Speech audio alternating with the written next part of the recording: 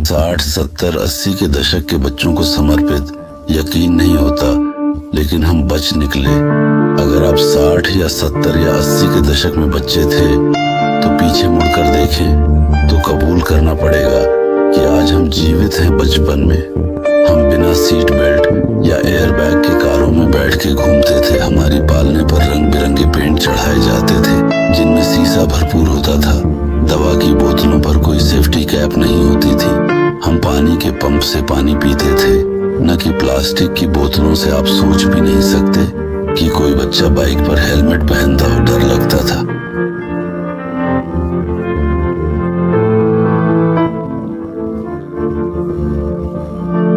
हम घंटों तक न जाने कहां से बोर्ड और बेयरिंग्स जुटाकर गाड़ियां और स्कूटर बनाया करते थे।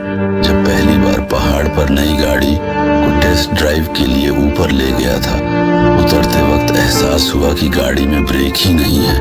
सुबह घर से निकलते और सारा दिन खेलते, जब स्ट्रीट लाइट जलने लगती तब लौटते, और दिन भर हम कहाँ रहते थे ये किसी को नहीं पता चलता था। मोबाइल फोन तो थे ही नहीं, ये सोचना भी मुश्किल है। हम हाथ पैर काट लेते थे, हड्डियां तोड़ देते थे, दांत निकाल लेते थे, और कोई नहीं। मैंने किसी पर मुकदमा नहीं किया, सब तरह की चीजें होती रही, बस हम ही दोषी थे, कोई और नहीं।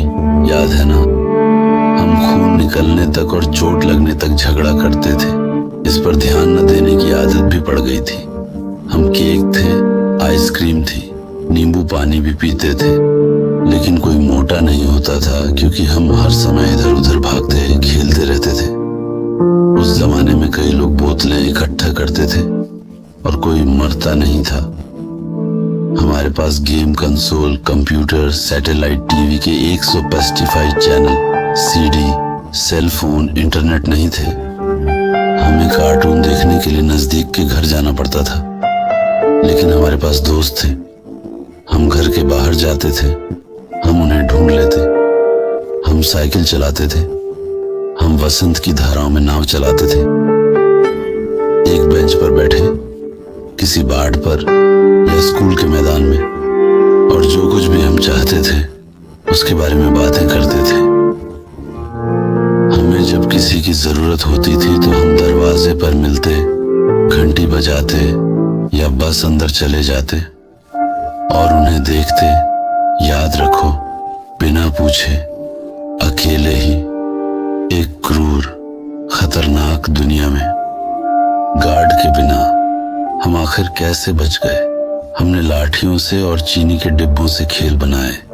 हमने बागों से सेब चुराए और गड्ढों के साथ चेरी खाई। उनके बीज अंकुरित नहीं हुए। हमारे कार्य हमारे अपने थे। हम परिणामों के लिए तैयार थे। पीछे छिपने वाला कोई नहीं था। ये धारणा कि आप पुलिस को भुगतान कर सकते हैं या सेना से दूर हो सकते हैं, व्यावहारिक रूप से अस्तित्वहीन था। उन वर्षों के माता पिता ने आमतौर पर कानून का पक्ष लिया। क्या तुम कल्पना कर सकती हो? इस पीढ़ी ने बड़ी संख्या में लोगों को जन्म दिया है जो जोखिम उठा सकते हैं, समस्याओं को हल कर सकते हैं, कुछ ऐसा बना सकते हैं जो पहले मौजूद नहीं था, बस अस्तित्व में नहीं था। हमारे पास पसंद की स्वतंत्रता थी, जोखिम और असफल होने का अधिकार, जिम्मेदारी, और हम किसी तरह बस थे सीखा कि यह सब कैसे उपयोग करना है।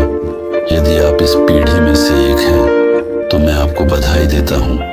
हम भाग्यशाली हैं कि हमारा बचपन और किशोरावस्था सरकार द्वारा बदले में युवाओं की स्वतंत्रता को खरीदने से पहले समाप्त हो गई। Roller skates, mobile, factory star पटाखे के लिए उनकी आम सहमति के साथ अपने स्वयं के अच्छे के लिए।